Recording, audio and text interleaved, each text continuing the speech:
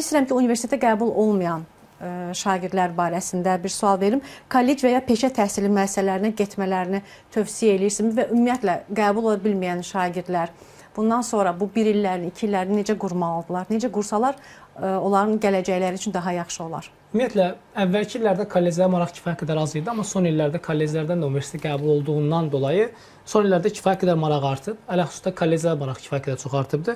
Əgər bir tələbə ali məktəbə qəbul olmuşsa, bu dünyanın sonu deyil. İstənilən bir gənc 18 yaşında əgər bir hansısa sahə üzrə marağı varsa, gedib özünü inkişaf etdirə bilər. Burada mən eyni zamanda bütün valideynlərə səslənirəm.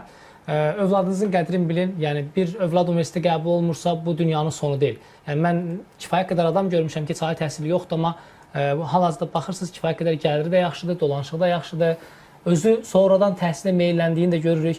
Ona görə qətiyyən narahat olmasınlar ki, bizim övladımız universitetə qəbul olmadı. Yəni burada bir bullying, bir təzyiq övladlarına qarşı göstərməsinlər, bunun əks təsirini görə bilərlər. İstəyirəm bunu biraz daha geniş danışaq, çünki yenə də nəticələr açıqlanacaq, yenə də abituriyentlər məyus olacaqlar, çəkinəcəklər, utanacaqlar, qorxacaqlar, başqa bir şeyləri demək istəmirəm.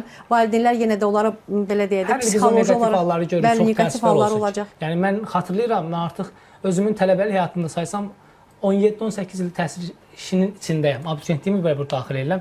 Yəni mənim elə il yadıma gəlmir ki, qəbul imtahanlarından sonra hansısa bir gənc özünə nəsə etməsin. Yəni bu çox ağır bir məsələdir. Mən bütün valideynlərdən xahiş edirəm ki, övladlarına istənilən halda dayaq olsunlar. Ali məktəbə qəbul olmaq dünyanın sonu deyil. Kollec alternativi var, peşə məktəbi var və inandırım sizə elə gözəl peşə məktəbləri var ki, orada gedib aşbazlıq məsələn peşəsi var, yiyələnə bilər.